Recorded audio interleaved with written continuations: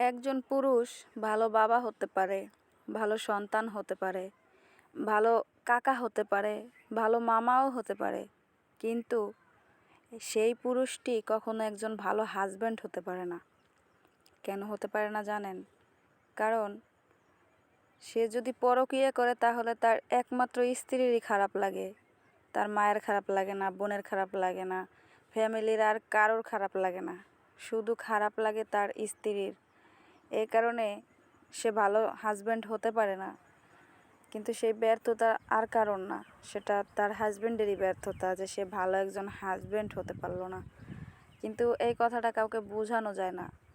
মনে করে ভালো ছেলে হলেই সে ভালো, ভালো কাকা হলেই সে ভালো। আসলে সেই স্ত্রীর জায়গায় তার মানসিকতাটা নিয়ে যদি দেখতো তাহলে হয়তো এই প্রবলেমটা থাকতো না। আমার কাছে মনে হয় সবাই মিলে এই জিনিসটাকে বন্ধ করা উচিত, যে ঘরে স্ত্রী থাকতে পরকীয়া কেন করে পুরুষ? হয়তো তাকে ছেড়ে চলে যাক, তার কাছে চলে যাক যার সাথে সে পরকীয়া করবে।